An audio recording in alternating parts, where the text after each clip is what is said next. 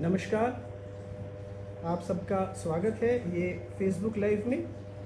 आयुर्वेद के द्वारा जो ये कार्यक्रम प्रारंभ किया जा रहा है, इसके अंतर्गत इसका विषय है how spiritual practices can help us to cope up with the stress in modern life. इस विषय के ऊपर आज जो विशेष व्याख्यान देने वाले हैं वह हैं पूज्य स्वामी संवित सोमगिरी जी महाराज। पूज्य संवित सोमगिरी जी महाराज जी ने 1966 में मैकेनिकल इंजीनियरिंग की डिग्री प्राप्त की तथा 1966 से 1971 तक वहीं पर व्याख्याता पद पर सुशोभित रहे। उसके पश्चात 1971 में परम पूज्य परमहंस स्वामी ईश्वरानंद गिरी जी महाराज जी से परमहंस संन्यास की दीक्षा प्राप्त की और माउंट आबू में 24 वर्षों तक वहाँ साधना एवं वेदांत अध्ययन व अध्यापन किया। अभी पूज्य स्वामी जी श्री लालेश्वर महादेव मंदिर बीकानेर के महंत हैं और श्री संत सरोवर महादेव मंदिर के भी महंत हैं। पूज्य स्वामी जी ने 50 वर्षों की इस संन्यास यात्रा के अंतर्गत 20 से अधिक पुस्तकें लिखी हैं और विभिन्न प्रकल्पों को चला रहे हैं। उनमें से एक प्रकल्प है मानव प्रबोधन प्रन्यास, जो पिछले 25 वर्षों से लगातार कार्यरत है। 25 वर्षों से वो लगातार एक अनूठा कार्यक्रम कर रहा है जिसके द्वारा शास्त्र ज्ञान को, भगवद गीता के ज्ञान को पूरे बीकानेर के आसपास के क्षेत्रों में फैलाने का कार्य किया जा रहा है। इसमें अभी तक 12 लाख से अधिक विद्यार्थियों ने भाग लिया है और 4 लाख से अधिक पुस्तकों का भी विस्तार प्रचार हुआ है। इसके अलावा स्वामी जी एक संवित शूटिंग संस्थान चलाते हैं, जिस संस्थान के द्वारा एयर पिस्टल शूटिंग के जो यहाँ के खिलाड़ी लोग हैं उन्होंने भारत के लिए अंतर्राष्ट्रीय स्तर पर पदक भी जीते हैं। उसके अलावा स्वामी जी संवित धनुर्वेद संस्थान का भी संचालन करते हैं, जिसके द्वारा पूरे भारत भर में भी यहाँ के खिलाड़ी खेलने के लिए जाते हैं। पूज्य स्वामी जी आद्य श्री शंकराचार्य संस्कृति न्यास, जो पूरे भारत में शंकराचार्य जी के जीवन और दर्शन को प्रसारित करने के लिए कार्यरत है, उसके भी मैनेजिंग ट्रस्टी हैं। इसके अलावा पूज्य स्वामी जी कनाडा एवं भारत के विभिन्न राष्ट्रीय स्तरों में प्रवचनों के आयोजन में बुलाए जाते हैं। इसके अलावा पूज्य स्वामी जी के काफ़ी सारे स्वामी जी को विशेष सम्मान भी प्राप्त है। अब हम आज का कार्यक्रम प्रारंभ करते हैं। आयुर्वेद के द्वारा प्रारंभ इस कार्यक्रम में हम पूज्य स्वामी जी से निवेदन करेंगे अपने आशीर्वचन द्वारा, और उसके पश्चात जो प्रश्नोत्तरी होगी उसके बाद आप सब लोगों को लाभान्वित करें। धन्यवाद। पूज्य स्वामी जी। ओम भद्रन्नो अपिवातय मनः।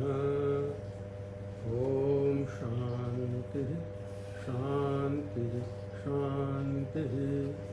श्रुति स्मृति पुराणानाम् आलयं करुणालयं नमामि भगवत्पादं शंकरं लोकशंकरं। शंकरं शंकराचार्यं केशवं बादरायणं सूत्रभाष्यकृतौ वन्दे भगवन्तौ पुनः पुनः। ईश्वरो गुरुरात्मेति मूर्तिभेदविभागिने व्योमवत् व्याप्तदेहाय दक्षिणामूर्तये नमः। या देवी सर्वभूतेषु मातृरूपेण संस्थिता नमस्तस्यै नमस्तस्यै नमस्तस्यै नमो नमः।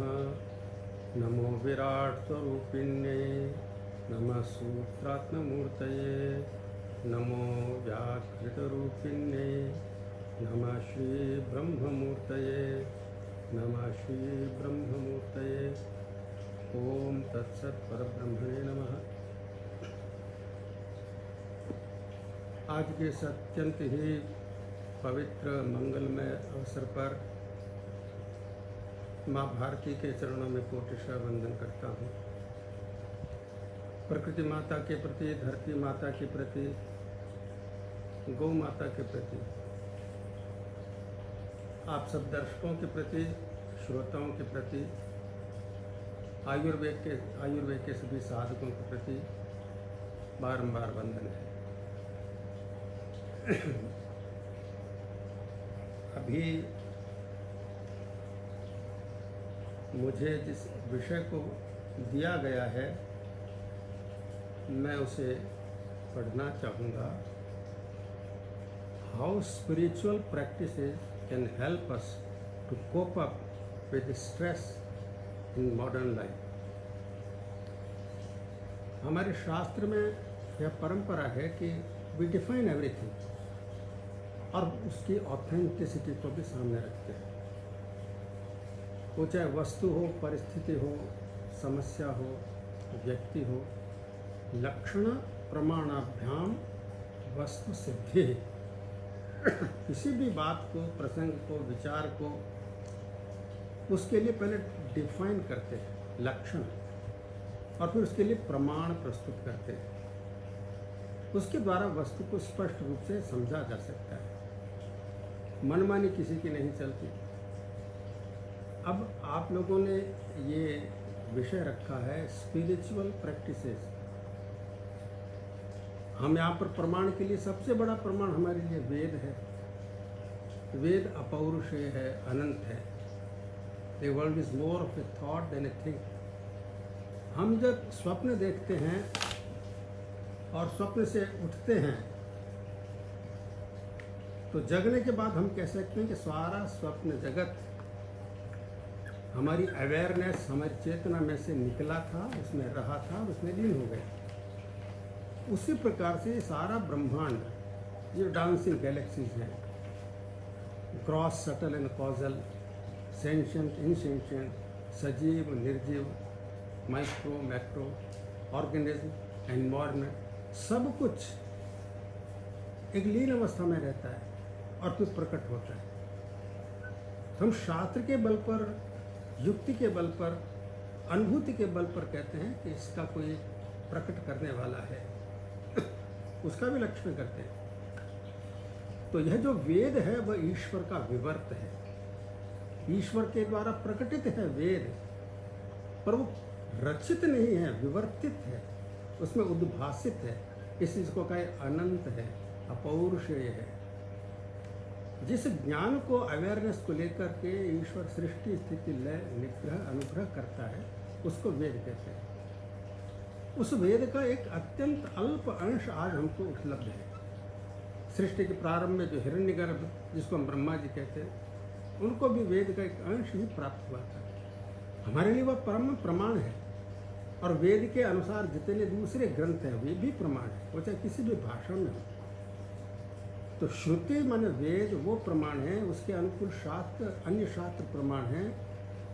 युक्ति, अगर श्रुति भी ये कहते आग ठंडी होती तो प्रत्यक्ष प्रमाण का विरोध हो गया, और श्रुति ऐसा कह भी नहीं सकती। जो इंद्रियातीत है, जिसको न मन ग्रहण कर सकता है, उसके विषय में श्रुति ही प्रमाण है। तो श्रुति को, युक्ति को, अनुभूति को लेकर के हम प्रमाण की मीमांसा करते हैं, लक्षण करते हैं। अभी आपने ये स्पिरिचुअल प्रैक्टिसेज, बड़ा महत्वपूर्ण शब्द है स्पिरिचुअल। कहीं कहीं तो स्पिरिचुअल यूनिवर्सिटीज बन गई हैं। स्पिरिट और spiritual, then define what is spirit. Spirit की डेफिनेशन के अनुसार स्पिरिचुअलिटी हो जाएगी। मुझे इस समय स्मरण होता है भगवान शंकराचार्य जी के दक्षिणामूर्ति स्तोत्र का। उसमें 5वां श्लोक है, देहम प्राणमपीन्द्रियाण्यपि चलाम बुद्धिं च शून्यं विदुः श्रीबालान्द जडोपमा स्वहमिते भ्रांता भृशं वादिनः मायाशक्तिविलासकल्पितमहाव्यामोह संहारिणे तस्मै श्रीगुरुमूर्तये नम इदं श्रीदक्षिणामूर्तये। दक्षिणामूर्ति वह आदि गुरु हैं, वह अखंड आनंदमयी अनुग्रह करने वाली चेतना है, जिसमें जीव, जगत और ईश्वर समाहित हैं। ईश्वरो गुरुरात्मेति मूर्ति भेद विभागिने, उसमें वो कल्पित हैं ईश्वर, जीव और गुरु। तो इससे ऐसी दक्षिणामूर्ति को प्रणाम करते हुए कहते हैं, यहाँ पर कुछ लोग शरीर को ही आत्मा मानते हैं, स्पिरिट मानते हैं। शरीर पैदा होना, शरीर का समाप्त हो जाना, यही रियलिटी है। ना पहले कुछ था ना बाद में कुछ था। और आप लोगों ने जरूर इस दर्शन का नाम सुना होगा जिसको चार्वाक दर्शन कहते हैं। वो भी कोई मनीषी था, चिंतक था।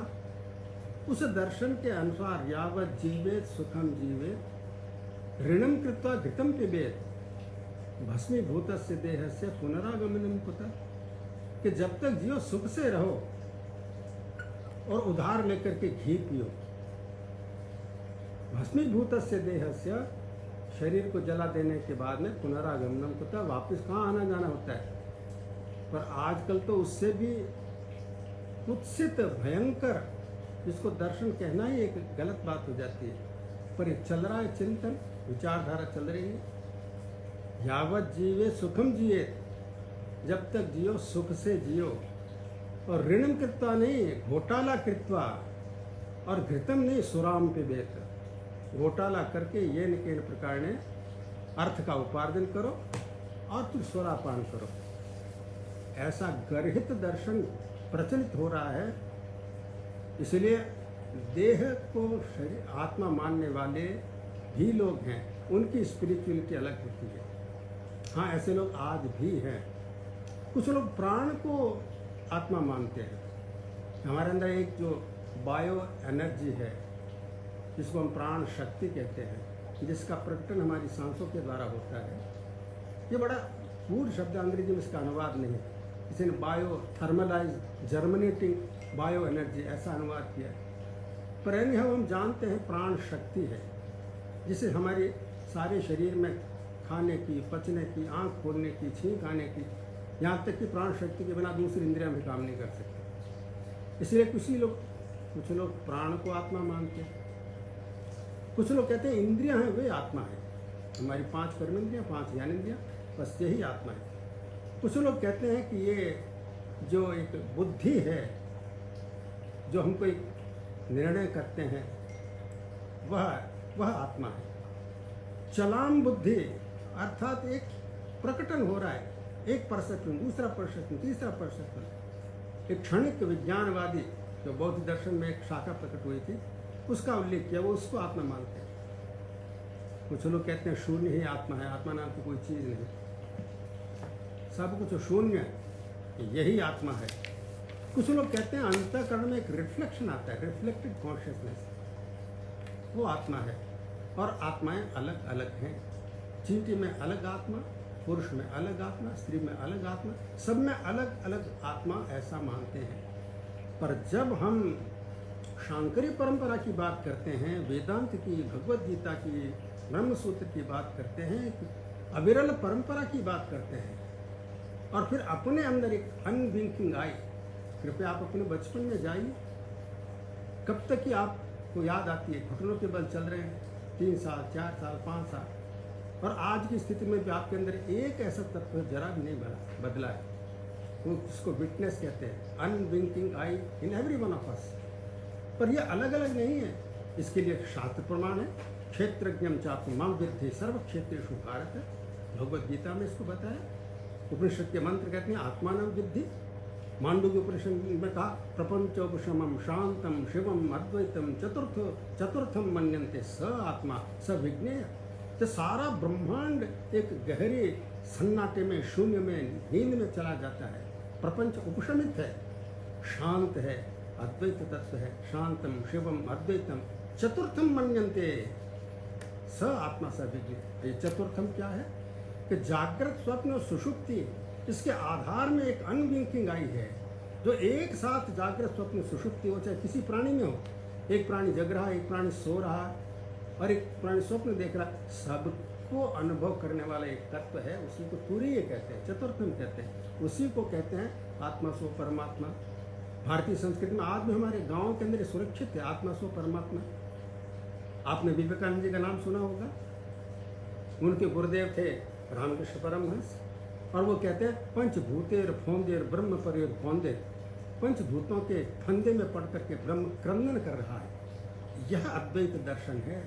भगवद गीता में इसको बताया कि नित्य सर्वगत स्थान अचलोयम सनातन। दूसरे अध्याय में बताया तो नित्य शुद्ध बुद्ध मुक्त सच्चिदानंद स्वरूप जो ब्रह्म के लक्षण है वही आत्मा के लक्षण है। इसी को अद्वैत दर्शन कहा, जिसको वेदांत दर्शन कहते हैं। शंकराचार्य जी ने कहा वेदांत सिद्धांत निरुक्तिरेषा ब्रह्मैव जीव सकलं जगच्च अखंड रूप स्थितिरेव मोक्षो ब्रह्मा द्वितीय श्रुतः प्रमाणम। वेदांत के सिद्धांत की यह घोषणा है, ब्रह्म ही जीव बना है, ब्रह्म ही जगत बना है और अखंड रूप हो जाना ही ये मुक्ति है। और उसमें श्रुति प्रमाण है, वेद प्रमाण है इसके अंदर। इस प्रकार से इस अद्वैत दर्शन को लेकर के हमारी स्पिरिचुअलिटी जो शांति परंपरा में और जो भारतीय संस्कृति की आत्मा है, उसकी जो अध्यात्म की परिभाषा है उसके अनुसार तो हमारा उठना बैठना चलना फिरना खाना युद्ध करना वंशवर्धन करना जो कुछ विश्व नियम के अनुसार होता है वो स्पिरिचुअल ही होना चाहिए। नहीं होगा तो आपकी चेतना में विकार आना शुरू हो जाएगा। सारे के सारे जो स्ट्रेसेस आ रहे हैं, आपने तो केवल एक स्ट्रेस इन मॉडर्न लाइफ लिखा है, मेरे को स्ट्रेसेस सबके मूल में है गलत दर्शन की गिरफ्त में आ गए हमारी चेतना। और ख़ासतौर से जो बाहर से दूर रह रहे हैं उनके लिए तो बहुत बड़ी चुनौती है। उनके जो बच्चे हैं, उनकी संतान है, वो वहाँ के वातावरण को देखती है और वहाँ की जो एजुकेशन उनको मिल रही है, वहाँ की वैल्यूज़ को देख रही है, वहाँ के एक बोध को समझ रही है, उसको लेकर के उनके अंदर बहुत कंफ्यूजन है। तो आपका ये विषय तो बहुत ही सुंदर है, पर यदि आप स्पिरिचुअलिटी को सही ढंग से परिभाषित करेंगे तो जैसे मैंने कहा स्पिरिचुअलिटी या स्पिरिचुअल प्रैक्टिसेस इसको हम अलग से नहीं करते। अलग से नहीं कि आपने कुछ तिलक छापा लगा लिया, कुछ माला फेर ली, कुछ आरती कर ली, ये कोई स्पिरिचुअलिटी हो गई। और आप ऑफिस में जाकर के काम करते हैं वो स्पिरिट नहीं, ऑफिस में काम कर रहे हैं, चाहे खेत में काम कर रहे हैं, चाहे कोई भी आप कार्य कर रहे हैं, वो स्पिरिचुअल ही होना चाहिए। क्या किसी कार्य से आप अपने मैं को अलग कर सकते हैं? तो एग्जिस्ट ही नहीं करेगा। मैं कर रहा हूँ, मैं भोग रहा हूँ, मैं जान रहा हूँ, तो ये मैं है, इसको सही ढंग से डिफाइन करना है। तो इसलिए स्पिरिचुअल प्रैक्टिसेस को पहले ठीक करना, इसके लिए स्पिरिचुअलिटी को सही ढंग से समझना कि ये स्पिरिट क्या है। ये हमेशा निरंतर अनादि अविद्या के कारण जन्म जन्मांतर के पाप पुण्य के कारण शुभ और अशुभ संस्कारों को लेकर के यह जीव आता है। इसलिए हमारा परमार्थिक दर्शन है, पारमार्थिक दर्शन है, अल्टीमेट रियलिटी। और वो दर्शन क्या क्या कहता है? The material cause and the efficient cause. जगत का अभिन्न निमित्त उपादान कारण है, वह शुद्ध चैतन्य है, आत्मा है, ब्रह्म है। तैत्तरीय उपनिषद में सुगा कि वो जो तत्व है वो आनंद स्वरूप है। आनंदाद हेव खलु इमानि भूतानि जायन्ते। आनंद से सारे भूत प्रकट होते हैं, आनंद में रहते हैं, आनंद में लीन हो जाते हैं। वह आनंद ही इस जगत का अभिन्न निमित्त उपादान कारण है और वही आत्मा है और उसको इसी जन्म में प्राप्त कर लेना चाहिए। इसलिए हमारे यहाँ पर एक पारमार्थिक दर्शन और एक व्यावहारिक दर्शन। वही जो परम तत्व है शुद्ध चैतन्य, वो अपने आप को प्रोजेक्ट करता है, विवर्तित करता है, अपने आप को बिना बदले हुए ही अपने आप को प्रकट कर देना एक अन्य रूप में। वह ईश्वर बनता है, वही जीव बनता है और वही जगत बनता है। और ये तीनों आपस में रिलेटेड हैं, कभी अलग नहीं होते। और ईश्वर का भी अर्थ होता है जो कंट्रोल करता है, जिसको इसने प्रकट किया जगत को और जीव को, उसको कंट्रोल करता है। प्रकट करना, कंट्रोल करना, उसके अंदर स्थिति में रखना, लीन करना, अनुग्रह करना, ये सारा उसके द्वारा। तो ईश्वर विषय हमारी अवधारणाएं ठीक होना शुरू हो जाएंगी, स्ट्रेस कम होना शुरू हो जाएगा। ये आपस में रिलेटेड है। दर्शन की न्यूनता के कारण ऐसा एक अद्भुत भयंकर ये स्ट्रेस नाम का एक प्राणी आ गया है, अन्यथा तो एक स्ट्रेस होना ही नहीं चाहिए। If you are in the lap of the mother, क्या एक बच्चा माँ की गोद में रहकर उसको भी स्ट्रेस हो सकता है? क्या माँ को स्ट्रेस हो सकता है? कोई तनाव हो सकता है, किसी कारण हो सकता है। तो पहले मैं कहना चाहूँगा हमारा पारमार्थिक दर्शन, हमारा व्यावहारिक दर्शन, हमारी ईश्वर विषय अवधारणा ठीक होनी चाहिए, शास्त्र को लेकर के, अनुभूति को लेकर के। ईश्वर का अर्थ ही होता है जो कंट्रोल करता है, जो कर्म फल प्रदाता है। तो कर्म फल किसको देता है? कि ये जो एक जीव है which is nothing but a reflection. ये जीव भाव एक फिक्टिशियस एक नोशन ऑफ सेपरेटेडनेस, ये एक प्रतिबिंब की तरह है। हमारे सूक्ष्म शरीर में या अंतःकरण के अंदर उस सर्वव्यापक चैतन्य का एक प्रतिबिंब आता है। आपके प्रतिबिंब क्या होता है कि जैसे एक नवजात शिशु को देखकर एक पिता उसमें प्रतिबिंबित हो जाता है, आपस में किसी के अंदर प्रेम हो जाता है, एक दूसरे के अंदर वो प्रतिबिंबित होना शुरू हो जाता है। मैं इससे अलग नहीं हूँ, यह मैं ही हूँ। ऐसे ही वह ईश्वर इस अंतःकरण में प्रतिबिंबित हुआ है, पर वह अनादि अविद्या के कारण अपना आइडेंटिफिकेशन अपने मन से, अंतःकरण से, सूक्ष्म शरीर से और उसके बाद में ग्रॉस बॉडी से और इंटर्न शरीर से संबंधित सभी लोगों के साथ वो आइडेंटिफाई करता चला जाता है। इसलिए ईश्वर के विषय में आप समझें, हम मनुष्य हैं, दुर्लभ मनुष्य का जन्म और भारतीय परंपरा में होना बहुत पुण्यों के कारण, और उसमें स्त्री होना तो और भी गर्व की, गरिमा की, महिमा की, जिम्मेदारी की बात है। इसके लिए मैं अलग से आपको बताऊंगा क्या स्त्री तत्व क्या होता है। यह ब्रह्म की शक्ति का प्रतिरूप होता है। जिस शक्ति को लेकर के ब्रह्म सृष्टि स्थिति आदि करता है वो अपरा प्रकृति होती है, परा प्रकृति होती है, और एक ब्रह्म शक्ति जो हमेशा उससे तन्मय होकर रहती है, उसका एक प्रतिरूप शीनस में प्रकट होता है। वो चाहे बिल्ली हो, चाहे छिपकली हो, चाहे सर्पणी हो, चाहे कुतिया हो, कोई भी प्राणी हो, शीनस पर मनुष्य की योनि में प्रकट होता है। तो सप्तशती में कहा, शास्त्र कहते हैं विद्या समझता तब देवी भेदा, स्त्रिय समझता सगला जगत सु। इसलिए ये हमारी संस्कृति हमको बताती है कि हम उस ब्रह्म शक्ति जो ईश्वर जिस शक्ति को लेकर कर रहा है उसके नियम तंत्र को समझें। और ये जीव, असंख्य जीव नाना प्रकार की योनि में भटकते भटकते, और बहुत बड़ी ईश्वर की कृपा तो भारतीय संस्कृति के अंतर्गत उसका जन्म होता है। उसके जीवन और भी गर्व की बात है, वह भोग की योनि नहीं है। अन्य सारी योनियां भोग की योनियां, यहाँ तक कि देव योनि जाए वो भी भोग की योनि है। आप पुण्य करेंगे स्वर्ग आदि में जाएंगे, कि क्या प्रमाण के शास्त्र प्रमाण है। भगवत गीता ने कहा क्षीणे पुण्य मर्त्यलोक में विशंति, जो ही पुण्य खत्म होता है वापिस मर्त्यलोक में आएगा। और स्वर्ग में जाएगा कौन? खूब दान पुण्य कर रहा है, खूब बड़े बड़े मंदिर, धर्मशालाएं, अन्य क्षेत्र चला रहा है, प्राणियों की सेवा कर रहा है, इसके बल पर तो स्वर्ग में जाएगा। पर पैसा कहाँ से ला रहा है? कि तस्कर के करके, घी में मिलावट करके, धोखेधड़ी से पैसा ला रहा है। तो पुण्य तो प्राप्त हुआ, पर वापिस वो गिरेगा तो मूढ़ योनि में गिरेगा। ये प्रमाण क्या है? शास्त्र इसमें प्रमाण है। तो इसलिए हम इसको देखते हैं ईश्वर के विषय में अपनी अवधारणा ठीक करना, कि ईश्वर जो मनुष्य को प्रकट किया वो कर्म योनि है, भोग योनि के अलावा। उसके अंदर ऐसी फ्री विल प्रकट होती है, वो विश्व नियम के विरुद्ध जा सकता है, वो विश्व नियम का पालन कर सकता है। दुर्भाग्य से हम बच्चों को अभी भी पढ़ा रहे हैं कि बंदर की पूंछ घिस गई और आदमी बन गया। ये महान मूर्खता की बात है, वो उसके लॉजिकल और अनसाइंटिफिक है। आज विज्ञान इतना बढ़ता चला जा रहा है, cosmic mind, cosmic intelligence, everything interconnected, interdependent, inter related, न जाने कितने कितने वो खोज करता चला जा रहा है। इसलिए इस भ्रांति को निवारण करके और हम अपने शास्त्र को समझें। भगवद गीता कहती है महर्षय सत्व पूर्व चत्वारो मनवस्तथा मद्भावा मानसा जाता येषाम लोक इमा प्रजा। अरे हमारा छोटा सा माइंड अपने स्वप्न जगत को क्रिएट कर सकता है, तो कॉस्मिक माइंड की क्या बात है। इसलिए पहले मानसिक सृष्टि होती है, ऋषि आदि प्रकट होते हैं, और मैथुनी सृष्टि बाद में प्रकट होती है। इसलिए दुर्लभ मनुष्य का जन्म इसमें कर्म करते हैं, और if we violate the cosmic order then they will be punished. तो पनिश करने वाला कौन के? ईश्वर। और यदि आपने उस विश्व नियम का पालन किया, और यदि आपने पालन किया, तुरंत will be hugged, will be kissed by that all pervading consciousness. ईश्वर तुरंत आपको अपनी बाहों में भर लेगा। परंतु उस समय हम कह देते हैं ये मैंने किया है, और मैंने यश के लिए किया है या किसी स्वार्थ के लिए किया है, तब ईश्वर बैकग्राउंड में चले जाता है, और उस कर्म का हमको फल प्राप्त होता है। इसके लिए हमको अगले जन्म में भी जाना पड़ सकता है। इसलिए जब हम बात करते हैं पारमार्थिक दर्शन और व्यावहारिक दर्शन की, हमारा बोध ईश्वर के प्रति ठीक होना चाहिए। उसके नियम तंत्र को तोड़ते ही, चाहे कमरे में कमरा बंद करके जाएं, उसके नियम को तोड़ेंगे, उसी समय दंड मिलेगा। आपका अंतःकरण मलिन हो जाएगा, प्रेम करने की शक्ति क्षीण हो जाएगी, एकाग्रता, इंट्यूशन सब कम पड़ जाएंगे, आपकी इंद्रियों में दोष आ जाएगा, आपकी आंखों का तेज कम पड़ जाएगा, आपकी ललाट में कालिमा प्रकट हो जाएगी, आपकी चाल में फर्क पड़ जाएगा, तुरंत दंड मिलेगा, कालांतर में मिलेगा, और मूढ़ योनि में फेंक दिए जाएंगे अगर जघन्य कृत्य किया है।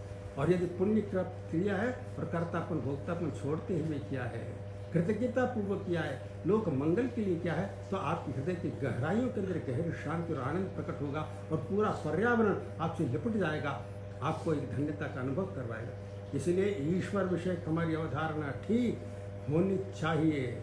वह ठीक नहीं होगी तो टेंशन आएगा। उदाहरण देता हूँ, कितने मिनट और बोलना है? 10 मिनट, अभी समाप्त कर। एक युवक था, नेवी ऑफिसर, नई नई शादी हुई और वो अपने जहाज़ पर अपनी पत्नी को लेकर गया। उस समय बहुत भयंकर तूफान आया, जब समुद्र मध्य में था, उत्ताल तरंगें उठ रही हैं, जहाज़ है वो आंदोलित हो रहा है, सभी लोग घबरा रहे हैं और वह जो नेवी का ऑफिसर था वो शांत बैठा हुआ है। पत्नी इधर अफरा तफरी मची है, पत्नी भी घबरा रही है, बहुत तनाव की स्थिति आ गई, परंतु वो शांत बैठा हुआ है। पत्नी कह रही आपको डर नहीं लग रहा? हम सब लोग डूब जाएंगे, खत्म हो जाएंगे। तो उसका पति कहता है डर कैसे लगेगा? पति अपने तुरंत पिस्तौल को निकालकर उसको नीचे गिराकर उसको छाती पर पिस्तौल पर तान देता है कि तुमको डर नहीं लग रहा? तो मुस्कुराती है, मेरे प्रीतम के हाथ में पिस्तौल है तो मेरे को काहे का डर? उसने कहा मेरे प्रीतम के हाथ में ये तूफान है तो मेरे को काहे का डर? क्या ईश्वर के साथ इतना प्रेम है, इतना भक्ति आपके अंदर है? ईश्वर के प्रति मान्यता ठीक नहीं है, भक्ति की बात तो बहुत दूर है। एक वैद्य कुछ पूजा पाठ कर लेना ये स्पिरिचुअलिटी नहीं है। रियल स्पिरिचुअलिटी आएगी जब आपका प्रत्येक भावना, प्रत्येक कर्म सत्कर्म होगा, सद्भावना होगी, सच्चिंतन होगा। ये सत ही तो ईश्वर है, सत्य श्री अकाल एक ओंकार। इसलिए कंटिन्यूसली इवॉल्व होते चले जाना, इसको स्पिरिचुअलिटी कहते हैं। ऐसा होने के बाद में आपको मैंने कहा कि अपनी दृष्टि को जगत के प्रति पूज्य और वरेण्य दृष्टि रखना। विकास के नाम पर आप सब कुछ करते चले जा रहे हैं और आपके अंदर तनाव नहीं होगा। आप विश्व नियम को तोड़ रहे हैं, आप सही ढंग से भोजन नहीं कर रहे, तो आप समझें पहले स्ट्रेस क्या है, इसका कारण क्या है, स्ट्रेस कितने प्रकार का होता है और स्ट्रेस क्यों हो रहा है, इसको समझ नहीं रहे। इसका एकमात्र कारण है कुछ अहित हम भोजन ले रहे हैं, कुछ अमित भोजन ले रहे हैं, अनलिमिटेड, और एक अनृत विश्व नियम को तोड़ते हुए अपने अंदर शब्द स्पर्श रूप रस गंध जा रहे हैं, हृदय में के अंदर कालुष्य आ रहा है, इसलिए ये स्ट्रेस आ रहा है।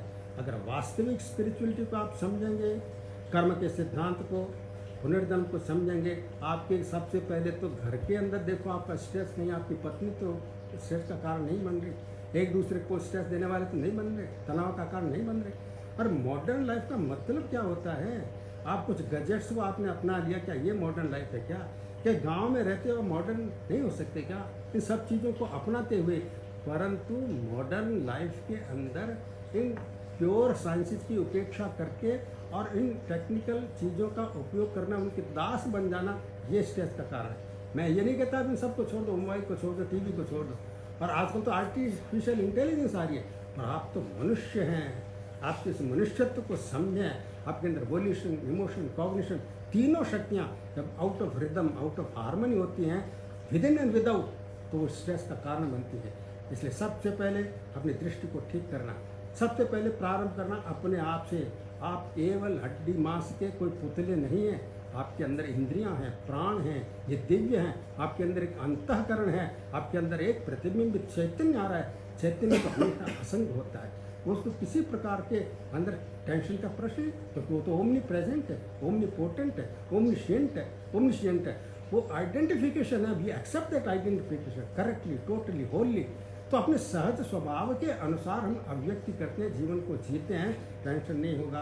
तो पहले घर को, अपने आप के प्रति दृष्टि को ठीक करना, फिर मैंने कहा नारी के प्रति दृष्टि को ठीक करना, वो चाहे आपकी बेटी हो, चाहे आपकी पत्नी हो, आपकी माँ हो या शीनस हो, पूज्य और आदर की दृष्टि, आपका टेंशन कम होना प्रारंभ हो जाएगा। हमारी संस्कृति कहती है मातृवत परदारेषु, अपनी पत्नी के अलावा संसार के सारी स्त्रियों के प्रति पूज्य भाव, माता की दृष्टि रखना, तुरंत आपका अपनी माँ के प्रति प्रेम कई गुना बढ़ जाएगा। आप उसके शरीर को, इंद्रियों को, अन्न में, प्राण में, मनो में, विज्ञान में, यहाँ तक कि आनंद में कोष को भी पार करके आप अपनी आत्मा का स्पर्श कर लेंगे। इसलिए पति पत्नी एक दूसरे के लिए दर्पण की तरह होते हैं, प्रतिबिंबित होते रहते हैं, और दर्पण टेढ़ा मेढ़ा हो, दोष हो, प्रतिबिंब सही नहीं होगा। पति पत्नी एक दूसरे के लिए महाकाव्य की तरह होते हैं, पंक्ति धर पंक्ति, शब्द प्रशब्द खुलते चले जाते हैं, जीवन विकसित होता चला जाता है। इसलिए नारी के प्रति दृष्टि, वृद्धों के प्रति दृष्टि, थोड़ा उनके चरणों को दबा लो। हमारे शास्त्र कहते हैं चत्वारितस्य वर्धन्ते आयुर्विद्या यशोबलम, अभिवादनशीलस्य नित्यम वृद्धोपसेविनः चत्वारितस्य वर्धन्ते आयुर्विद्या यशोबलम। और आपका टेंशन भाग जाएगा, आपका टेंशन, आपका स्ट्रेस जाएगा। माता पिता के चरणों के दबाओ, बुजुर्गों के चरणों की सेवा करो। उनके नाखून तो बढ़े हुए नहीं है, उनकी पगथलियाँ फटी हुई तो नहीं है, आंखों में गीट तो नहीं है। अरे वो तो तीर्थ के समान है। आयु, विद्या, यश और बल बढ़ जाएंगे। अरे एक हाथी के सामने लोमड़ी आए तो हाथी को टेंशन नहीं, बिल्ली के सामने चूहा आ जाए तो बिल्ली को टेंशन नहीं, और हाथी के सामने दूसरा हाथी आ जाए तो सावधान हो जाएगा, कुछ एकदम से तनाव में आ जाएगा। बंदराज शेर आ जाए, तनाव में आ जाए। हमारी कमजोरी के कारण ये स्ट्रेस हमको अनुभव है। और शक्तियों को बढ़ाएं, शारीर की, इंद्रियों की, मन की, बुद्धि की, चरित्र की, और सबसे बड़ा आत्मशक्ति को, और उसके पहले ईश्वर की भक्ति को बढ़ाएं तो टेंशन भाग जाएगा। वृद्धों के प्रति दृष्टि, और आपकी टेंशन का कारण आपके खुद के बालक हो सकते हैं जिनका आपने सही ढंग से पालन नहीं किया, पता नहीं गर्भाधान शास्त्र के अनुसार किया नहीं किया। यज्ञ, गर्भाधान एक यज्ञमयी प्रक्रिया है। जैसे ईश्वर अपनी शक्ति में गर्भाधान करता है, वैसे ही भारतीय पति अपनी शक्ति में गर्भाधान करता है। वो बड़ी पूज्य प्रक्रिया है, मंत्रों का प्रयोग होता है, और हमारी लोक संस्कृति ने भी उसको सुरक्षित रखा है। और मैं लोक संवरण नहीं कर पा रहा हूँ कि हमारे राजस्थान में ये रिवाज है कि जब जो दूल्हा वर होता है विवाह के लिए जाता है, सब बारात तैयार है और घोड़े तैयार है जिस पर चढ़कर जाना है, और उसी समय माँ उसको बुलाती है, सबके सामने अपने आंचल से ढांक करके उसको स्तनपान करवाती है। अरे वो 25 साल का 28 साल का युवक है, उसको स्तनपान करवाती है, ये संस्कार देने के लिए जिसको तू अपनाने जा रहा है वो भी माँ का ही एक रूप है, थोड़ा ध्यान रखना।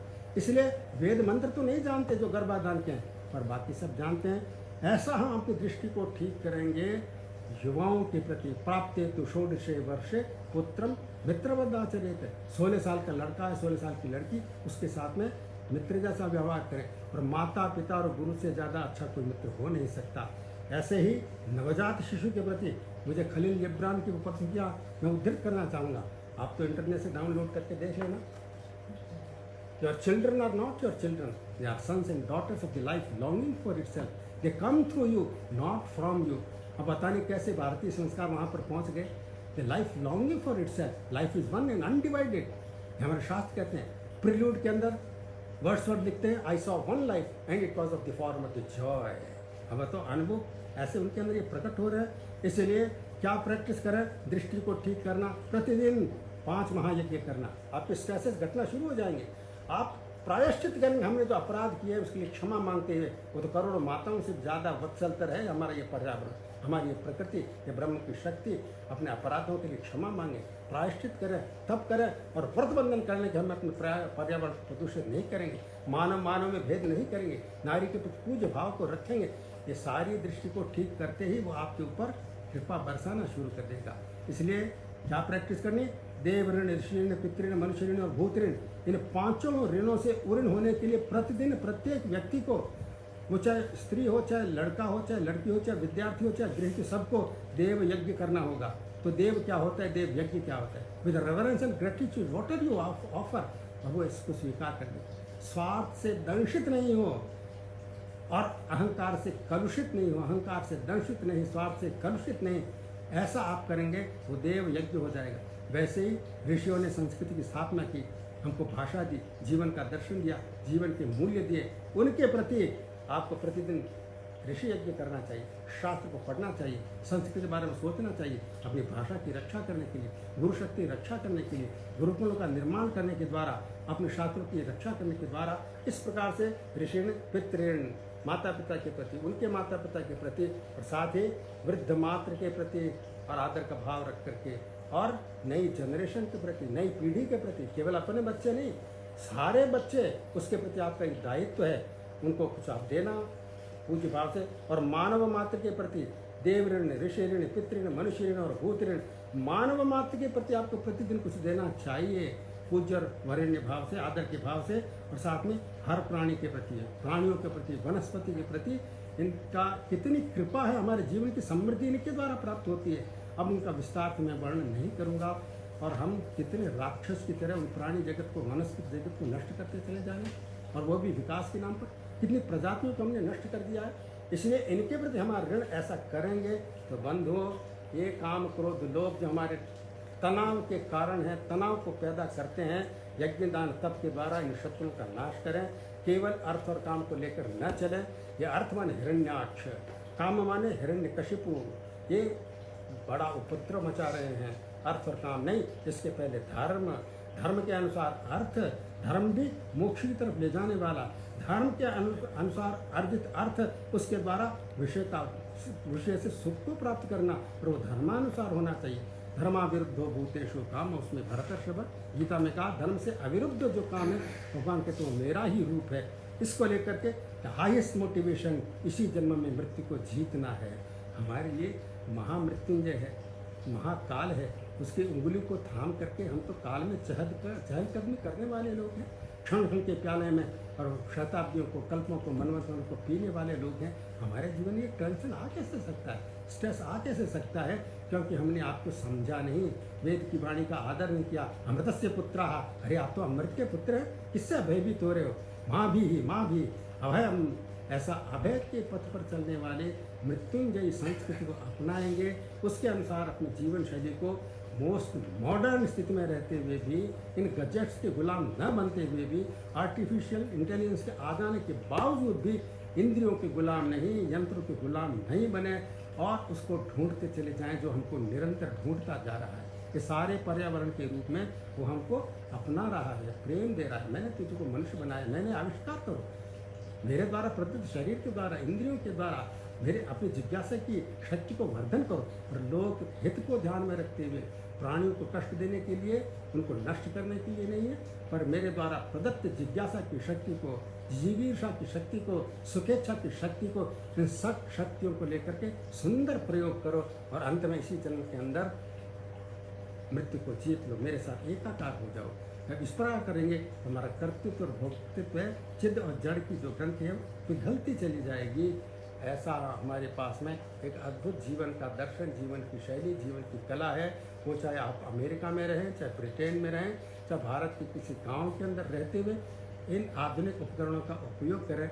मुख्य लक्ष्य को भूलेंगे नहीं, धरती के प्रति माँ की दृष्टि, प्रकृति के प्रति माँ की दृष्टि, और हर पदार्थ के प्रति चेतन की दृष्टि।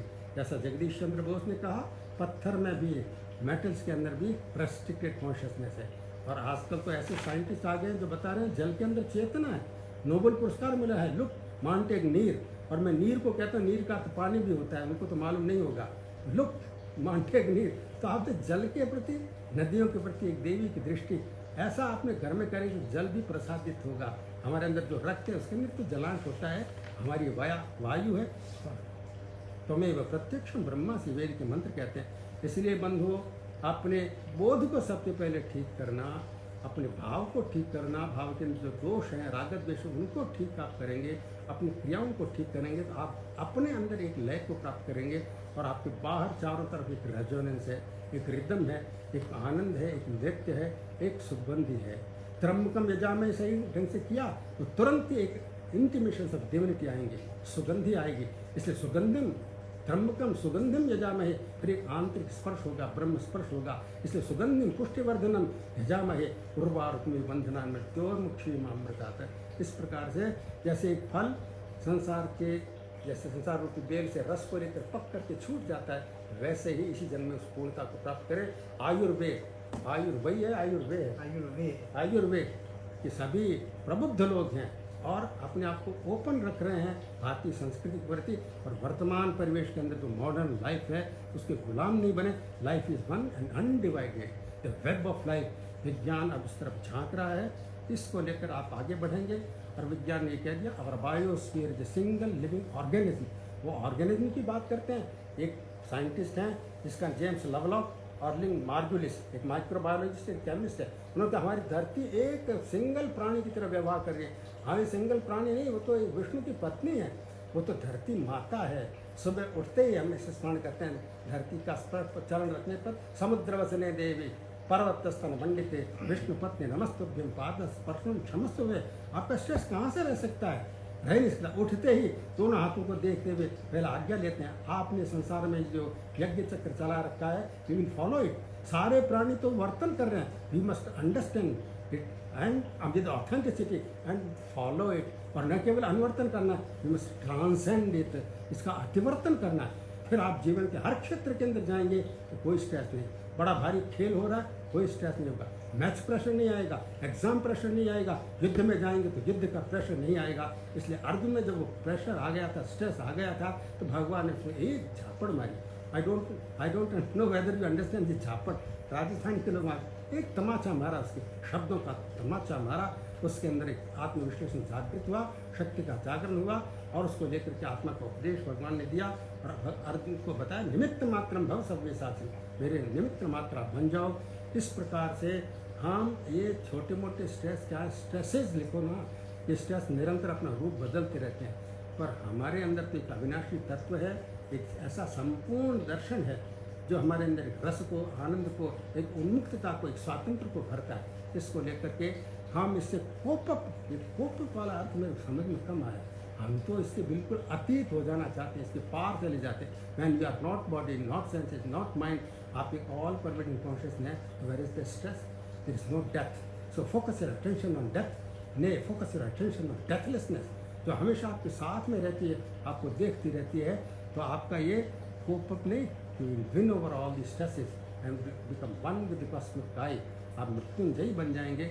इस अवसर पर मैं आप सबके प्रति यही मंगल कामना करता हूँ और बहुत बहुत शिवाशीर्वाद देता हूँ आयुर्वेद को, जिन्होंने आज इस सत्संग को दूर दराज बहुत से लोगों के, मैं दर्शन तो नहीं कर पा रहा हूँ, थोड़े नाम पढ़ पा रहा हूँ, सबके प्रति बहुत बहुत मेरी मंगल कामनाएं। आप इसी अमृतमय पथ पर निरंतर बढ़ते चले जाएं, पूर्णता को प्राप्त करें। ओम तत्सत। परम पूज्य स्वामी जी का बहुत बहुत धन्यवाद। आयुर्वेद और वे का लेकर के पूज्य स्वामी जी ने जो खुलासा किया वो सच में अद्भुत था। अब मैं आपके सामने इस संस्था के जो मुख्य फाउंडर हैं और डायरेक्टर हैं doctor Sharad. Doctor Sharad is a founder and a director of Ayurveda, an Ayurvedic doctor from California College of Ayurveda, and with a bachelor's degree in computer science from Osmania University, with an experience of 25 years as software executive. Deeply distressed after losing his mother to cancer, he involved himself in Ayurveda, and now he is moving towards how he can remove the stresses, difficulties and the problem from the people's life with Ayurvedic way. So he has a short message to tell you all people. So I will just play that message which he has sent from USA.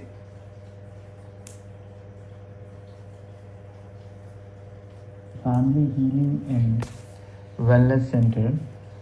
We use 5,000-year-old Ayurvedic science integrated with other traditional complementary sciences such as marma therapy, aromatherapy, nutrition, lifestyle, spiritual and mindfulness practices. Our goal is to prevent illness and also use all the above practices to get us to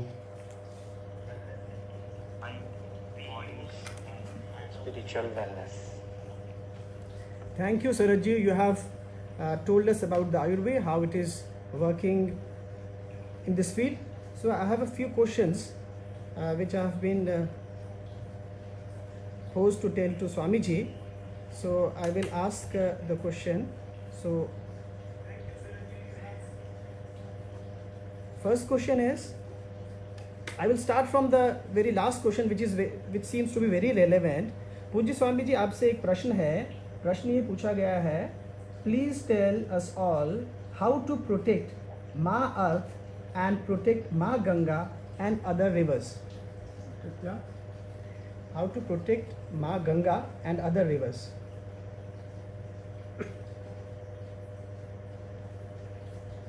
अभी आपको मैंने बताया कि आप विकास को करना चाहते हैं तो विश्व नियमों के अनुसार कीजिए, दर्शन को ठीक करके कीजिए, और विज्ञान हमारी इसमें मदद कर रहा है। नदी की एक चेतना होती है, पूरी प्रकृति एक विराट चेतना है, उसके अंदर उसका एक विराट रूप है, हिरण्यगर्भ रूप है, सूत्रात्मा रूप है। शक्ति का व्याकृत रूप है। तो यदि हम विकास की परिभाषा को ठीक कर लेंगे तो हम इको रेवरेंशियल होकर के बिजली भी प्राप्त कर सकते हैं उपासना के द्वारा, सूर्य की उपासना के द्वारा, धरती को क्षति पहुंचाए बिना, नदियों को क्षति पहुंचाए बिना, उनको प्रदूषित किए बिना। इसलिए गंगा मैया के प्रति दृष्टि को ठीक किया, विकास के प्रति दृष्टि को ठीक किया, जीवन के प्रति दृष्टि को ठीक किया, जीवन के लक्ष्य को, विकास को परिभाषित करते हुए हम आगे बढ़ेंगे और पूज्य भाव रखेंगे गंगा नदी के प्रति, पहाड़ों के प्रति, धरती के प्रति, प्राणियों के प्रति, तो हम उनको किसी प्रकार की क्षति नहीं पहुंचाएंगे। गंगा मैया को भी हम प्रदूषित नहीं करेंगे। केवल ऊपर से लेकर के गंगा को बचाने की कोशिश करेंगे तो उसमें सफलता की प्राप्ति नहीं होगी, क्योंकि life is one and undivided और सारा everything interconnected, interdependent, inter related.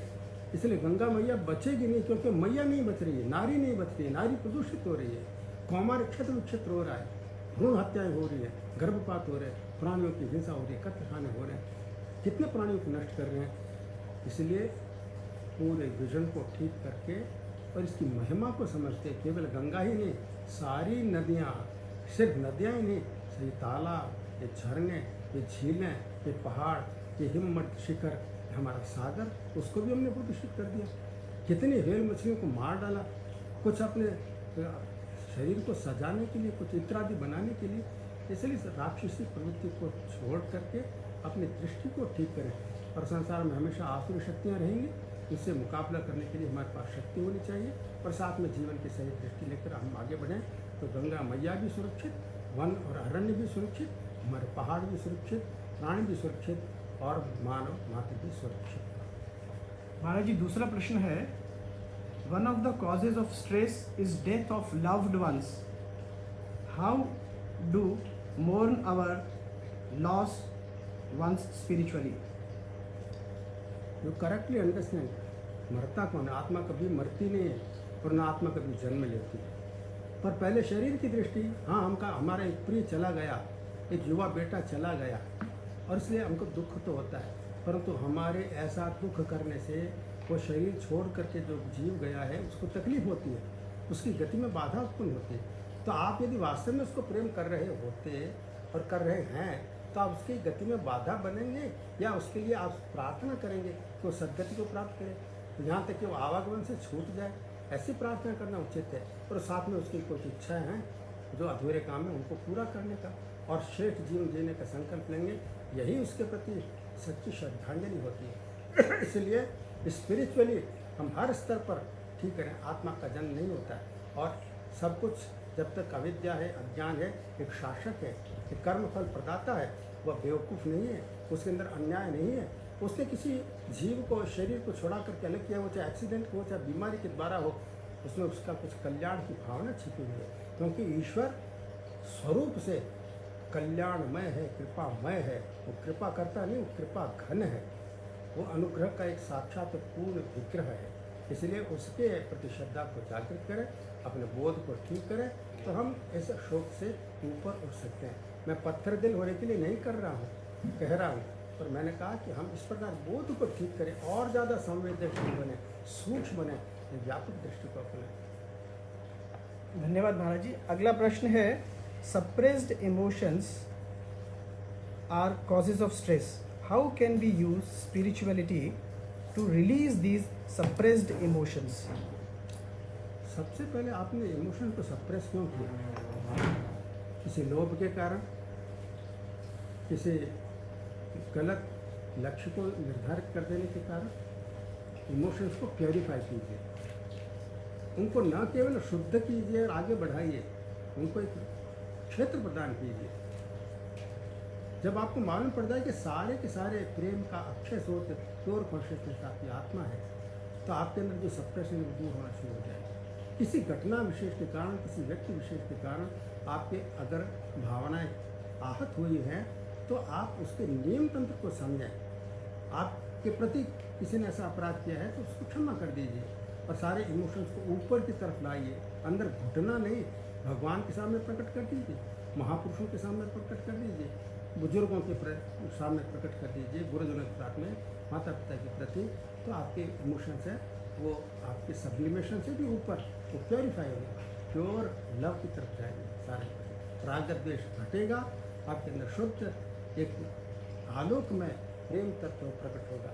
यही सही तरीका है इमोशंस को आप ऊपर उठने का। महाराज जी, एक और प्रश्न आया है। ये जो कोरोना का ये जो काल चल रहा है, ये एक भयानक माहौल चल रहा है। इसमें इस माहौल के अंतर्गत आध्यात्मिकता के द्वारा हम किस तरह से मानसिक स्वस्थता को बढ़ा सकते हैं?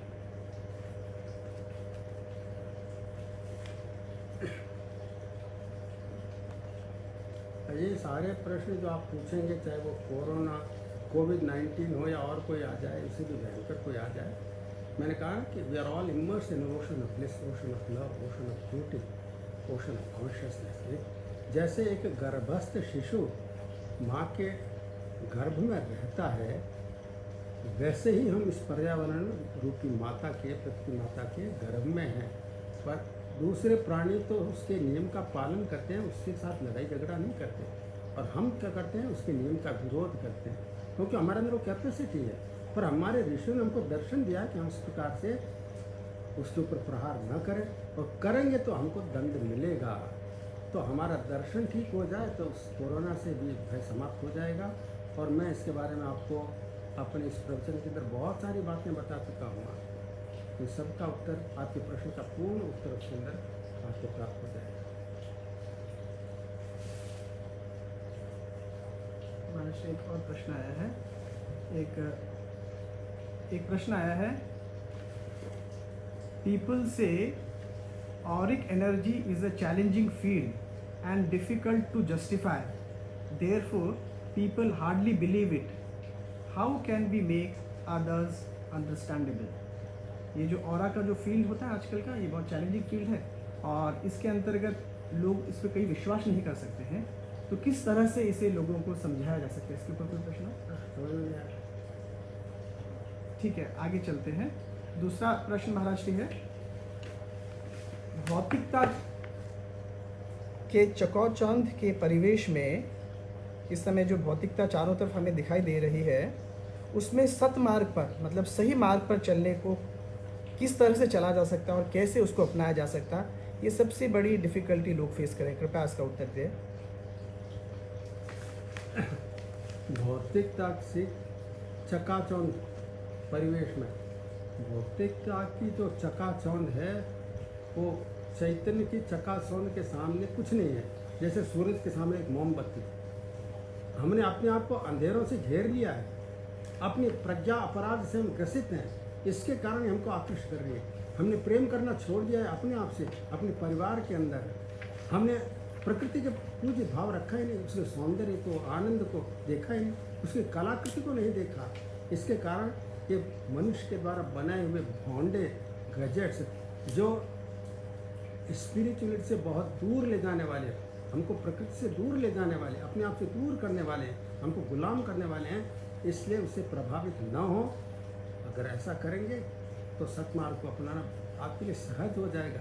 जैसे सांस लेना सहज है, वैसे ही सतमार्ग को अपनाना सरल हो जाएगा। जब सद्बुद्धि होगी, सद्भावना होगी, तो सतमार्ग आपके लिए उद्घाटित होगा। और इसके लिए आपको सत शास्त्र को अपनाना होगा, और इसके लिए आपको इस पर्यावरण रूपी, जगत रूपी सदगुरु को अपनाना होगा। इसलिए ऐसा करेंगे तो आपकी चकाचौंध आपको आकर्षित नहीं कर पाएगी। महर्षि, आपका काफ़ी समय ले लिया, परंतु फिर भी एक आध प्रश्न और हैं। 2 या 3 प्रैक्टिसेस जो हम अपने जीवन में अपना सकते हैं, ऐसी बताएं जो हम लोग डेली उसे अपने जीवन में कर सकें। 2 या 3 प्रैक्टिसेस जो हमारी स्पिरिचुअलिटी को अधिक से अधिक बढ़ाती जाए। प्रवचन को ध्यान से सुना हो तो आप ये पूछते ही नहीं। हमारा उठना, बैठना, चलना फिरना, खाना पीना सब कुछ स्पिरिचुअल होना चाहिए।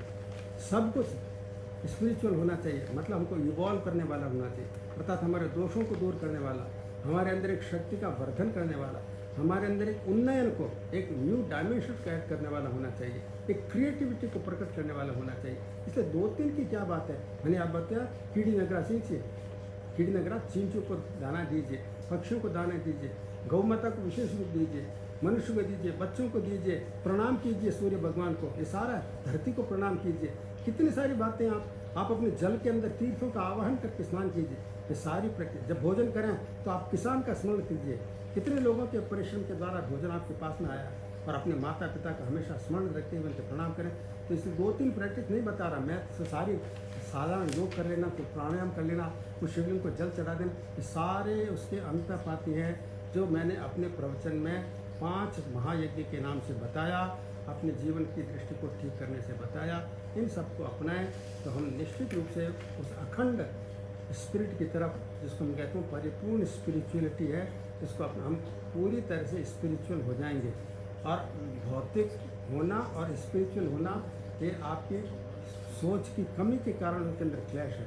अन्यथा आप चाहे हीरों का व्यापार करें, चाहे बहुत बड़े साइंटिस्ट हो जाएं, चाहे बहुत बड़े एक सेना नायक हो जाएं, आपके स्पिरिचुअल होने में कोई ये बाहर के क्रियाकलाप यदि धार्मिक रहेंगे तो बाधा नहीं बनेंगे।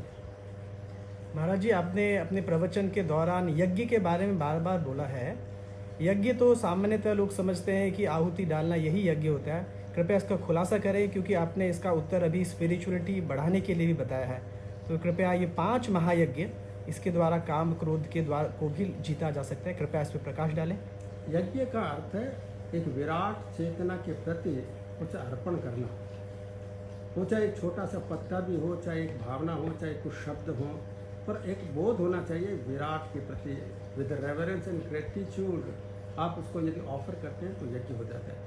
अग्नि को प्रज्वलित करके जो आहुतियाँ दी जाती है बहुत ही सॉफिस्टिकेटेड और एक बहुत बड़ी सुपर साइंटिफिक प्रक्रिया है, जिसके अनुसार हम विश्व को चलाने वाली 33 प्रकार के जो चैतन्य शक्तियाँ उनसे संपर्क साधते हैं, अपनी कामना भी पूर्ण कर सकते हैं और ईश्वर की प्राप्ति की ओर भी बढ़ सकते हैं।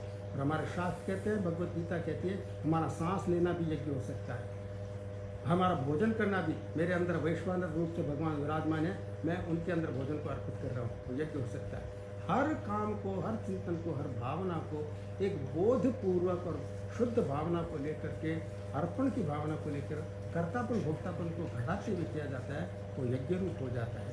और उसको मैंने 5 में मानव विभाजित जैसा है ऐसा करके आपको बताया।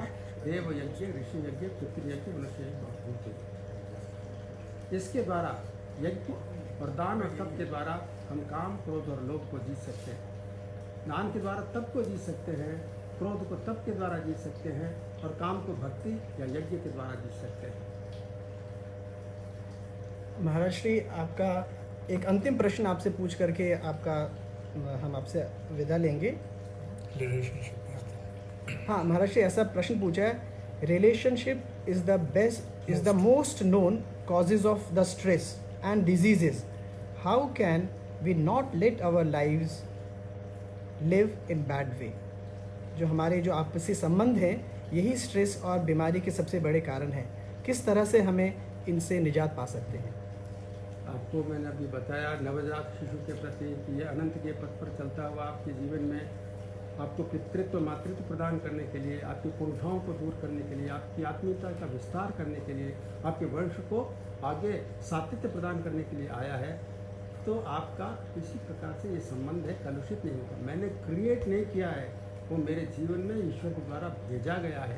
ये बाल गोपाल है, ये युवा है, मेरी संस्कृति का पुरोधा है, इसके प्रति सही दृष्टि रखा। प्राप्ते तु षोडश वर्षे पुत्र मित्रवद आचर्यते लालियत 5 वर्षाणि 10 वर्षाणि तु ताडयेत् प्राप्ते तु षोडशे वर्षे पुत्रम मित्रवद आचर्येत। ऐसा पुत्र के प्रति दृष्टि रखना, युवा पीढ़ी के प्रति दृष्टि को रखना, यौवन को समझना, यौवन को चखना, तब आपके अंदर स्ट्रेस नहीं करेगा। वैसे ही वृद्धों के प्रति आपको बताया, वैसे ही आपके प्रति जो पत्नी है उसके प्रति आपको संसार सागर से पार ले जाने के लिए उस जगदम्बा ने अपने एक विशेष प्रकटन आपके साथ में भेजा है। ऐसा नहीं समझना कहा शादी की कल छोड़ दिया।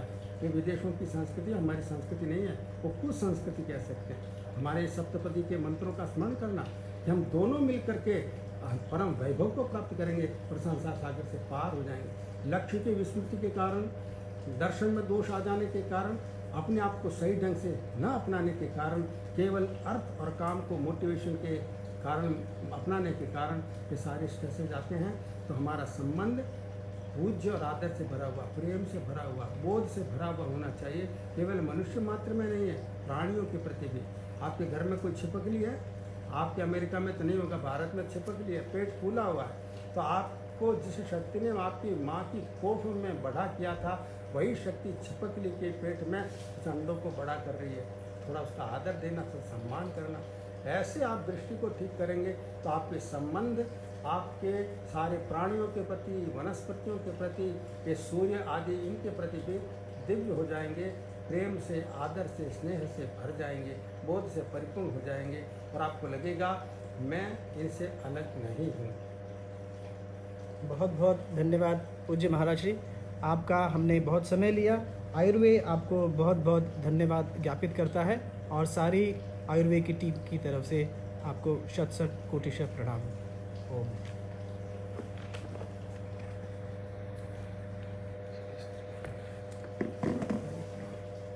क्या हुआ? पूरा वर्ग में बात भी चला रहा है।